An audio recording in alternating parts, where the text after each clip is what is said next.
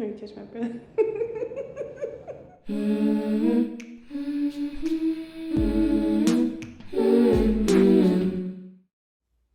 Hi guys, welcome back to the Chemically Imbalanced Black Girl podcast, aka your favorite FaceTime call.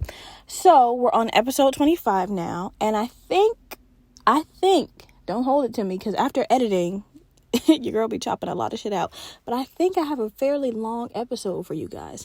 I know some of y'all listen to this while you're at work. A lot of people listen to it in the gym.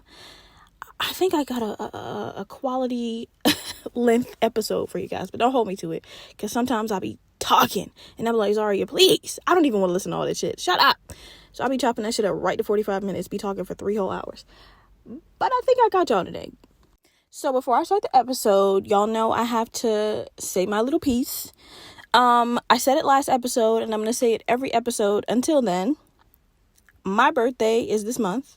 If you listened to last episode, you know it's May 21st. And I need you guys to run this podcast up. I told y'all I'm not going to be satisfied until every black girl in this world knows about this podcast. Even if they don't listen to it, which I hope they do. I need everybody to be like, oh, you listen to the Chemically, oh, you know about, girl, what you listening to? Oh, I'm listening to, like, I need it to be a global phenomenon. And I just won't be satisfied until that happens. So again, if you're listening to my voice on Spotify, 2 seconds is all I ask. Give your girl a 5-star rating. If you don't think I deserve a 5-star rating, hey, I take criticism very well. Give me what you think I deserve. Just do it. If you're listening to this on Apple Podcasts, type a little response. Hey girl, love what you've been doing with the podcast. I see the growth. All right, not growth with a TH, growth with a F. I see the growth. I'm loving it. Keep on going. Give me a thumbs up. Let me know how you feel. If you listen to this on YouTube, which actually, let me give props to YouTube, because my views have been going up on YouTube. So I like that. If you're listening to this on YouTube, flood the comments up. Girl, hey, here from YouTube. Ow. Let me know. Now, one thing I will say that y'all did, and I felt pretty attacked. I'm not gonna lie. I was like, oh, they eat me up. Last episode, I said, hey, if y'all want me to do a video podcast, if you want Chemically Imbalanced Black Girl to turn into a video podcast, I need y'all to peer pressure me, because the way I will never do it if y'all don't, y'all will only hear my voice. Okay? I won't do it unless y'all peer pressure me. When I tell you the influx of DMs, the power in the DMs that I got of black women just being like, bitch, you should have already had a camera. Like, I don't know what more you need us to say, because you should have been episode 25 should have been a video recorded podcast. Like, what's going on? And I was like, yikes. Okay. All right. Damn. All right. Well, y'all did exactly what I asked, and I thank y'all for that. I thank y'all.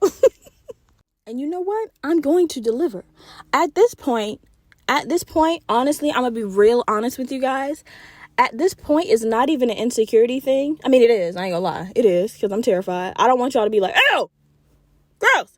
But now that I have it planted in my mind that I am, and I'm gonna turn this podcast into a video podcast, I have been searching for cameras. I've been searching for lighting. I've been searching for, like, just places to record in. Like, I need it to be perfect. Like, y'all, I need the colors. The colors of this podcast are pink and yellow. Like, I've been looking for just everything perfect. I'm not recording it on my phone. I'm not. Y'all don't know how many times people told me, oh, well, I do vlogs on YouTube and I use my camera. I am not doing that. Even though they're wonderful vlogs, the quality is amazing, I do not want the camera quality for my podcast to be iPhone related. I need a actual video camera. And that's just me holding myself back. I know, because I could have had 2, 3, 4, 5, 6 episodes out, using the iPhone camera for, just shits and gigs. I'm not doing that, y'all. If I'm gonna do it, I'm gonna really do it. So, it's coming. It's coming. And when that first episode come out, you're gonna be like, oh, I see why she waited so long, because the camera quality fire, right? Y'all gonna see every pimple and every bump.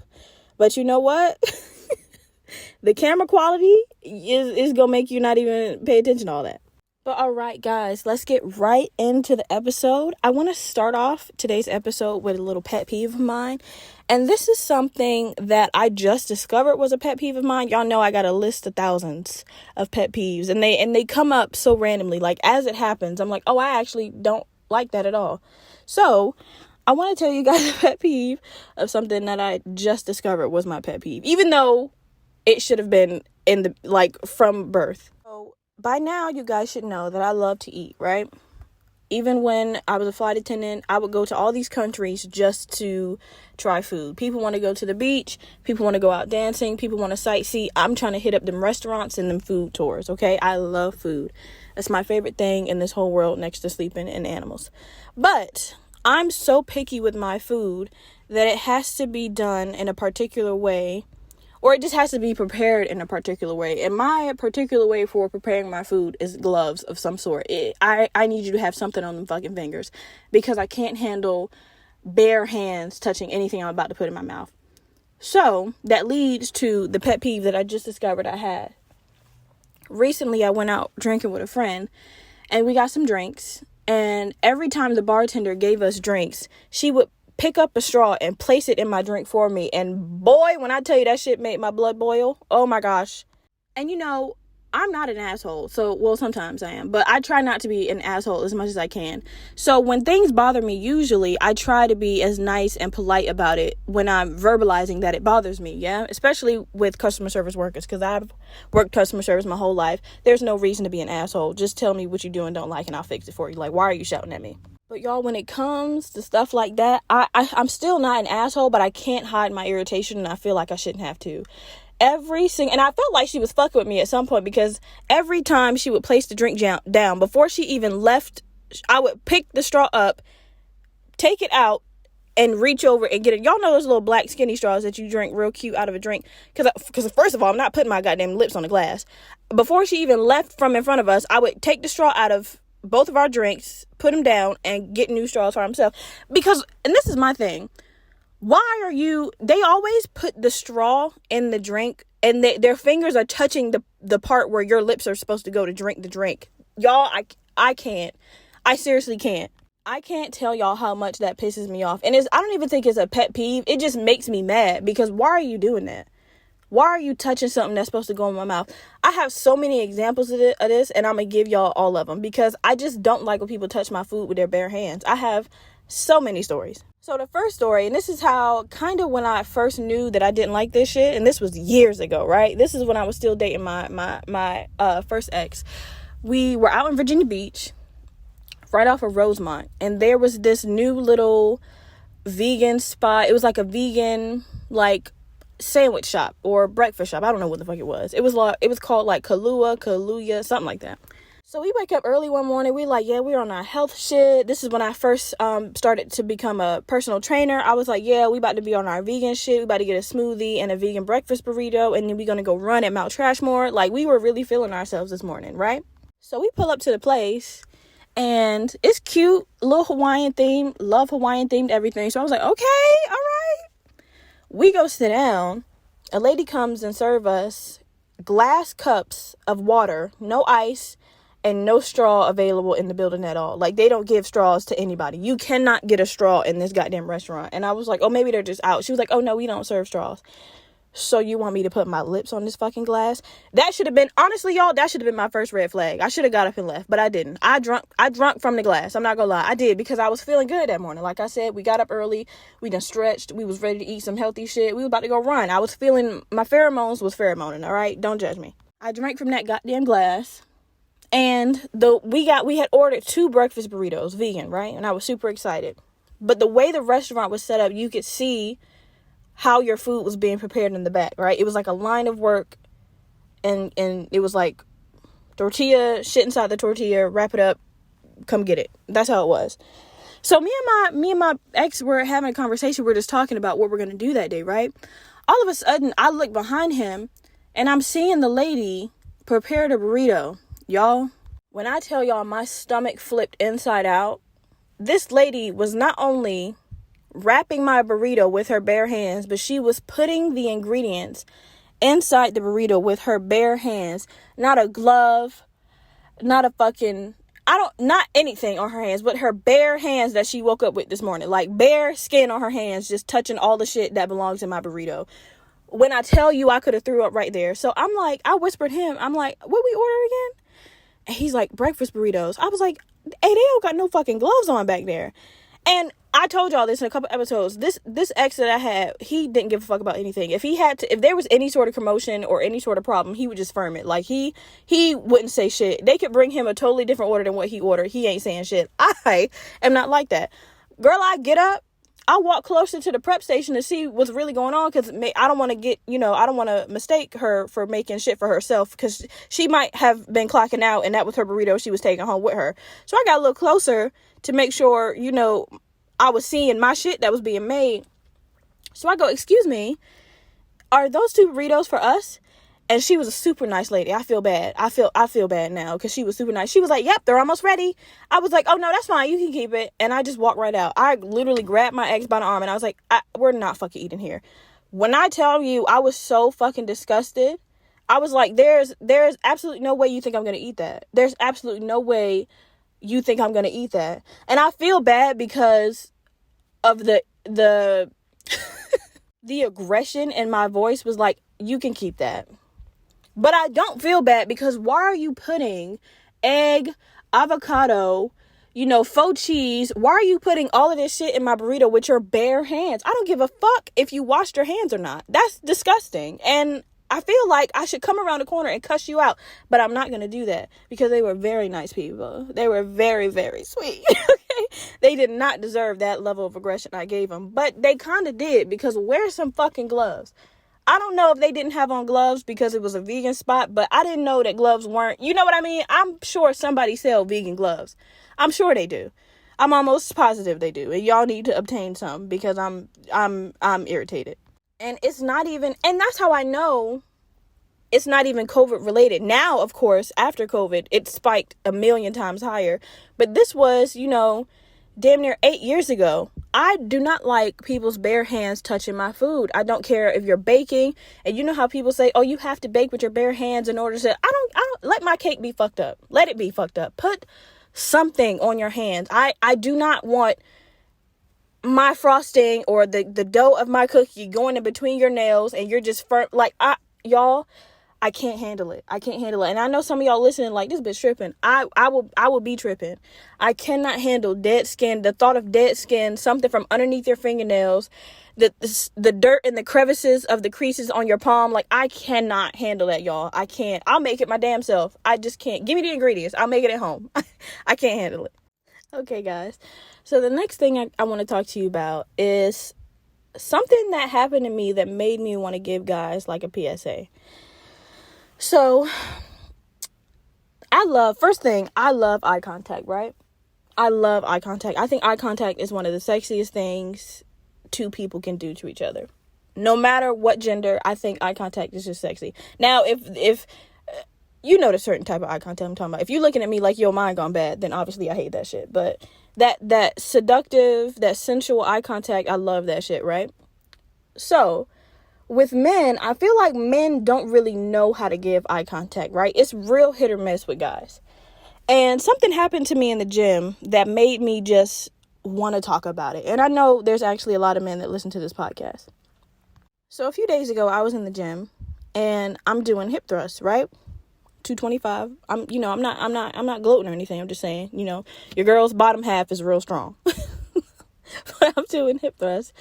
And y'all know, anybody that has either seen hip thrusts or do hip thrusts, you not only feel stupid, but you look dumb as hell when you do them. Like, they're not like, it's a very stupid feeling workout, but you got to get the gains. You got to do it. You just got to.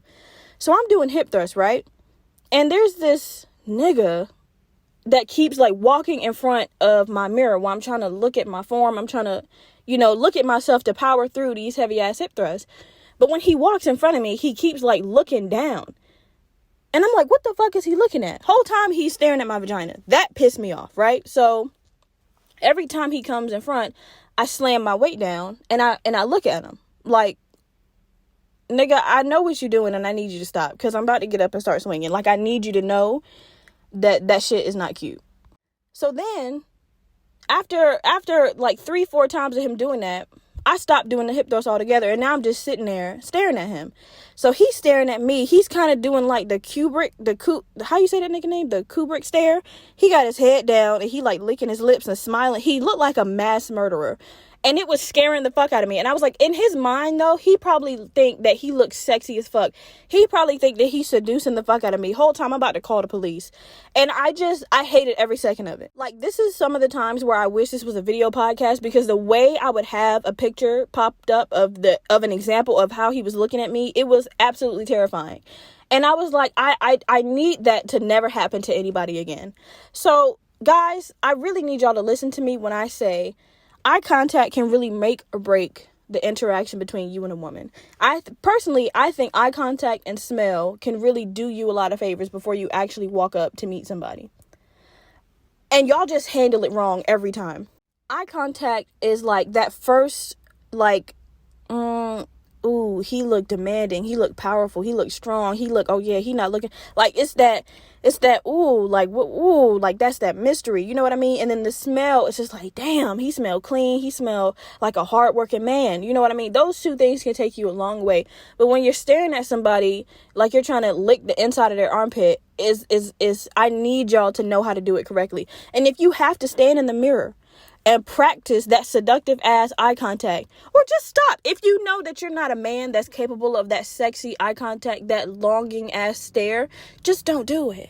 Just don't do it. Don't try to be that guy, because you're not, and you're going to get the police called on you. I know you are, because I almost called the police on somebody. So if you have to stand in the mirror and just practice, matter of fact, don't lick your lips. Please don't lick your lips. For everything that's good in this world, do not lick your goddamn lips.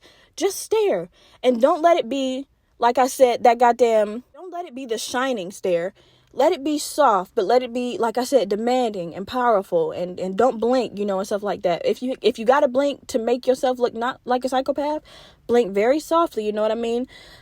Just don't try to be something you're not, because it's very scary when y'all do, and it's very apparent, Even if you're not that confident of a man, eye contact can give so much more away. I'm gonna give you guys an example. My first boyfriend, DB, we met in high school, right? He had a crush on me for a long time. I did not know it. One day, I used to eat my food in the cafeteria, because I used to eat my food in the library, because, that was my bitch. And so I was standing in line to get my food, and I saw him staring at me. This is before we had ever talked or anything. And he was staring at me, and I was like, why is he staring at me? But it was so sweet, and the way he was doing it, it made me smile, right? He walked up to me, got right in my face, was still staring at me, opened his mouth to say something, closed it, and walked away. And I was like, excuse me? And even though to some women, that would have been the most beta move ever, because he was clearly terrified to talk to me, I thought it was the sweetest thing ever, because I know in his head, while he was staring at me, before he came over to me, he was like talking through himself, like, get up and say something to her. Get up and say something to her. And it just made me so happy, because I was like, that was the sweetest thing I've ever seen a man do in my entire life. You know what I mean? So even if you don't have the confidence to say the words, the look should give, enough words that your mouth can't. Y'all just got to know how to do it. I'm telling y'all, because y'all out here looking like Bundy, and I don't like that for y'all. I hate that for y'all, actually. All right, y'all. I'm going to try to wrap this episode up pretty quickly, because I've already been talking for an hour and 50 minutes. So I have 2 more stories that I want to tell you guys, right? But this first one is hilarious to me. So before I tell this story, I need y'all to know that I am not a troller, okay? I do not troll on a daily basis. I'm not an online troll. I don't troll in person. But when I do, I always get some defining information out of it, okay? So bear with me while I tell y'all this story. So yesterday, I'm in my local library because I'm picking up some books, right? Now, the librarian that is at my local library, she works there every day. Like, at one point, I thought she was their only worker. Every time I went in there, no matter if it was 5 o'clock in the afternoon or 9 o'clock in the morning, she was the only motherfucker there. And I was like, that's crazy, because I feel like somebody else should be here besides you. So we be chatting it up sometimes. She be telling me about books I should read. I tell her about, books that I didn't like, so da-da-da-da. So me and her kind of have this rapport now. When I walk in, I'm like, hey, girl. She's like, hey. So basically, that's my best friend. I'm just kidding. But we cool with each other, right? So yesterday, I go to turn in some books and to get some new books. And I noticed that there was a new girl there, right? White girl. So before I go start to look for my new books, I'm chatting it up with the librarian. Oh, the librarian is my age. She's a young girl, but she's Indian, right? So, but she's like a dark-skinned Indian. If you didn't know she was Indian, or if you hadn't seen her hair, you would think she was a black girl. So the new girl that was working, and she might not be new, it just might have been my first time seeing her. She was white. So I'm chopping it up with the Indian girl, and I know calling her the Indian girl is wild, but I do not know her name. I'm going to call her Amanda. I'm going to call the Indian girl Amanda because I really don't know her name, and I feel like calling her the Indian girl is crazy. So I'm chopping it up with Amanda before I go look for my new books. Like, yeah, girl, da-da-da-da, how was your day going? What you do on the weekend? Da-da-da, right? So on my phone screen is a picture of Halle Bailey, the new Little Mermaid. And she was like, oh, my God, that is such a good picture of her. Oh, my God, who do her hair? I was like, right? She looks stunning. Oh, my God, love me some Halle Bailey. So we started talking about the Little Mermaid. And this is the part where I'm 100% trolling y'all, but I'm doing it on purpose. So I'm like, yeah, I can't believe, that it's coming out. It's coming out a few days after my birthday. I'm so excited to see it. So then Amanda is like, yes, like the representation is going to be crazy. And I'm like, I know, like the first mermaid movie is a black girl. Like, that's crazy. Like we finally got our own like Disney movie and it's a black girl, mythical creature. Like, that's crazy. So then the white girl is like, that's not the first Little Mermaid. And I'm like, yeah, it is. She's like, no, it's not. I'm like, you talking about the one with Halle Bailey? That is the first Little Mermaid. This girl's getting red in the face, y'all. So she starts laughing. She's like, oh my gosh, have you never seen the original Little Mermaid? And I'm like, we're talking about the original Little Mermaid right now. She's like, oh my gosh, hold on. So she comes from around the corner, takes out her phone and Googles a picture of Little Mermaid, right? And obviously, the original white-skinned, red-headed Little Mermaid comes out. Y'all, I'm trolling to the gods. I'm like, you literally just typed in a white mermaid, and that's the first thing that popped up. Like, please. Y'all, I saw every ginger hair on this girl stand up. She was like, what? She was like, no. She was like, this is the original. It came out in, like, the 1990s. She was like, this is the original Little Mermaid. Like, she yelling at a bitch now. And I'm like, this. And the fact that I was getting her so mad, I was like, I gotta go hard or go home. I was like, oh, they must have just made that because they won't even think about a white mermaid until Halle Bailey came out. Like, we can't have nothing. Y'all, I'm digging. And I know what I'm saying is so fucked up and highly wrong. But just hold on. Because like I said, I don't troll unless I'm getting some defining information out of it. This girl was like, no. She was like, this is the original Little Mermaid. She was like, they were making a redo, which is the one that you guys just talking about. She was like, she wasn't even supposed to be black. Disney just likes to stir the pot. And now there's a black mermaid. And I was like, in my mind, I was like, And I was like, what you mean Disney like to stir the pot? How do you gonna stir the pot on an original character? Like, that's crazy. Like, this is the first Little Mermaid. What you mean she wasn't supposed to be black? This is the only Little Mermaid. Like, I don't understand what you're talking about. Y'all, when I tell you this girl was about to eat me alive, the red skin that was coming up from her neck, it was almost like she was burning. I was like, let me chill before she actually do something to me. I was like, let me relax. This is the icing on the cake, right? So another lady, I haven't even gone to look for my book. So another black lady come in. White girl goes, miss, can I ask you a question? Lady goes, yeah. She goes, have you seen The Little Mermaid? This is why I love black people so much, y'all. The black lady goes, oh, the one with Halle Bailey? When I tell you that white girl threw her hands up and just walked away, I was like, oh my, this black lady wasn't even in here for the conversation. She immediately knew what the fuck to say. I was like, oh my gosh, I love us so much. I love us. I'm pretty sure that white girl quit that day, or she had to like go on an extensive lunch break. We were pissing her off. But what you mean she not supposed to be black? Like, that's what made me keep on trolling, because I was like, what you mean by that? What you mean by that? Whole time, I obviously know the original Little Mermaid. I'm just only acknowledging Halle Bailey's Little Mermaid from here on out, because that's my Little Mermaid. When I tell you Amanda was eating that shit up, she was weak as hell. She was like, that girl gonna quit. I was like, oh, she definitely gonna cry in the car. She definitely gonna cry in the car, because we didn't boil that skin up. She was red as hell when she walked away. I was like, I wasn't even trying to make her mad. I was just joking. But you know. All right, guys, let's take a little heavy turn. I want to talk to you guys about suicide a little bit, all right? So again, if you're a longtime listener, you know that I used to suffer from being suicidal, along with all of my other health issues, mental health issues. And something happened to me recently that kind of jolted my body back into that area. It just kind of reminded me why I was so suicidal. And that hasn't happened in a long time. I just wanted to talk about it because I feel like so many of you relate when I talk about like genuinely low times in your life where you feel like I just can't do this and I don't want to do it anymore. Even if you don't have any like mental health issues or, you don't suffer from being suicidal, maybe it was a one time that you felt like that. Like even if it isn't like a reoccurring thing or you haven't suffered with it as long as I have, I feel like everybody has at least one or two of those moments in their life.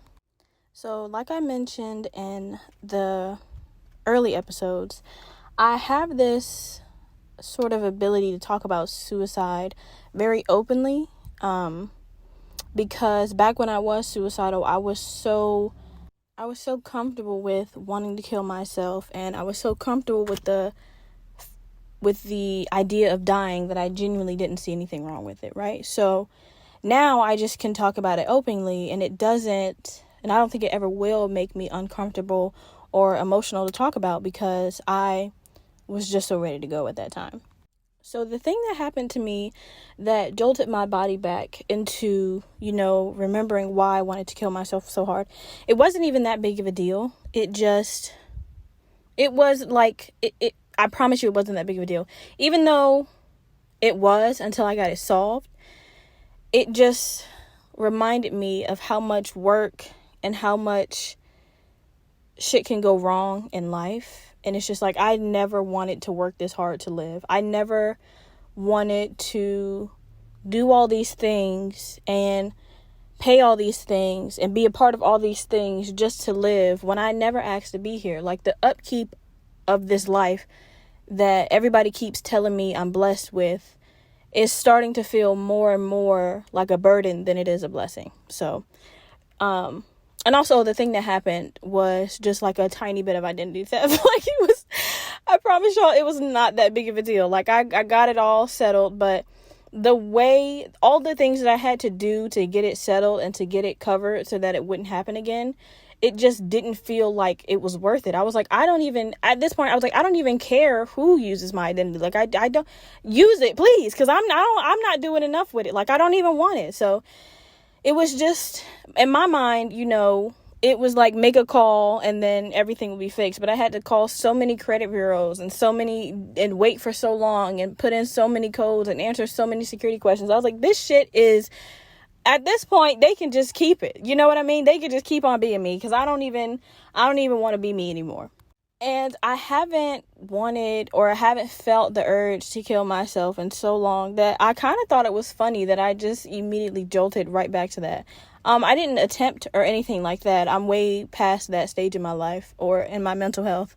But I was just so ready to go back to that place. Now, I'm not going to lie to you guys. This podcast is called Chemically Imbalanced Black Girl. So there is no need to lie about my mental health. I have not thought about killing myself in a long time, but I think about dying every single day. And that's just something that, I think I've graduated from wanting to cause myself harm to just secretly hoping that harm falls upon me and it won't be my fault when it happens. You know what I mean? There's no need to lie to you guys. That's just something that comes with being chemically imbalanced. I used to literally pray to die more than I prayed to feel better about myself, or more than I prayed to have these mental issues healed, more to die than to get therapy and reevaluate my whole life. I was like, just let all this shit end. I'm sick of this shit at this point. I just really became so comfortable with dying that I kind of just didn't care about living. And I'll give you guys an example. So back in Indiana, when I was a flight attendant with my second airline, I used to have this little loft apartment. Obviously, I lived by myself. And I was so suicidal this entire time that I would literally go to bed with my door like wide open. Like not cracked, not unlocked, like wide open. And my bedroom was right beside the front door. So all you had to do was like come in like peek your head in my front door and like look at me sleeping in my bed. And sometimes I would even wake up with my door shut. Like and nothing would be stolen. Nothing would be out of place. I would be fine. Like my body wasn't hurt or, you know, messed with or anything. And it's just like, I truly hoped that somebody would come in and just handle their business or something. And when I used to go to, different countries and stuff, when I used to take myself on little solo mini vacations, I would go to all these different countries and I would purposely walk around at night in like the most dangerous places, just hoping that like somebody would just drive by and like take me out of my misery. Like I genuinely stopped caring about my life to the point where I would put myself in dangerous situations so that if something ever happened to me, I can say it wasn't my fault, or like it wouldn't be suicide at that point. It would be murder, or it would be, you know, somebody, you know, it just wouldn't be my fault. And that's just fucked up. But I think it's so funny how much healing I've done and how much, you know, I don't want to kill myself anymore. But any minor inconvenience, and I'm always just like, see, this is why a bitch don't want to be here. Like I just get so frustrated with life. Because it's just like, I feel like all of these tests and all of these trials and tribulations should be given to somebody who really wants to be out here living, who really like can take a test and can take all these trials. Because I'll tell you right now, I'm not the one. Like I'll end all this shit. Like I truly am not the one to be giving all these tests to, because I'll fuck around and cut all this shit off, you know. So I don't know. That's why I keep it very honest in my podcast, because I feel like all the stuff that I've been through in my life, like somebody owes me a great life. Like I've been through too much from the time I was born all the way up until now, from being in, you know, orphanages and being, you know, adopted and being in foster care and all this shit, being abused and shit like that. Somebody, the universe, I don't know, somebody owe me a good life. And if it's gonna come through this podcast, let it come through the podcast, because a bitch can't have a hard life forever, because that's ridiculous. That's ridiculous. And I can't wait until I start the Patreon so I can really get deep into the stories about the stuff that I've been through, because some of the stuff I don't want to say for free, because some of the stuff is like really personal and really wild, and I'm gonna have to say some names, and I just don't want it to be free content. So when I start my Patreon, I'll be able to give y'all the real dirt. But just for now, I want to keep it as honest as possible, because a lot of people go through shit, and there's been so many people who reached out to me that be like, oh, I've never heard anybody like say that before. I've been through the same thing. Like I've just never heard anybody express it like that. Like when I make this Patreon, not only is it going to be video podcast, but I have so many stories that I've wanted. And this is why I always clip my episodes to 45 minutes, because there's always content that I end up saying that I know I shouldn't say for free, or that I know I shouldn't say yet. But when that Patreon comes and, you know, your girl y'all start paying, you know, $3 a month, you know what I mean? Y'all going to get the story about my time in the mental asylum. That was a whole thing. Oh my gosh, that felt like a fever dream. Or the story about the time when a lady punched me in my mouth for calling God a BAN. You know, it was a long time ago, but there are just stories that I just cannot say for free, because they are just so, either they're so sad or they're so just, yeah, it's crazy. But I just wanted to talk about that, because I know a lot of people try to like hush around suicide and be like, oh, don't say that. Oh, don't talk about that. It's like, why? That was a very like important moment. That was a very like staple moment in my life. Like I truly didn't want to be here anymore, and I would do anything and everything to make that happen. And I feel like, you know, I should be able to talk about it, especially with people who can relate and people who feel the same or have felt the same. You know, everybody wants to relate to each other until it's time to talk about feeling bad. You know, everybody isn't happy. Hell, I'm sad all the time. You know what I mean? So when I find a group of people, or when people reach out to me and tell me, you know, that they feel the same or they have felt the same, it's comforting because, you know, you get lost in that loneliness, you get lost in that sadness. So it's the same amount of comfort you get for finding someone who likes the same artist as you and the same style of clothing as you. You get that same amount of comfort for finding solace in people who feel the same as you when it comes to depression and loneliness and sadness and stuff like that. So I just wanted to share that with you guys. Okay, guys, that's the end of the episode. Please don't forget to like, comment, and subscribe. We are on YouTube, Spotify, Apple Podcasts, and you know your girl's on TikTok. Let's make this podcast the podcast. Okay, y'all? I want to hear you talk about it in the streets. 5 stars if you're feeling frisky, and 5 stars even if you're not. All the beautiful music in this episode is by the amazing Zoe Marie. Zoe's music can be found on all streaming platforms, so please go listen and love it just like I do. And I'll see you guys in the next episode.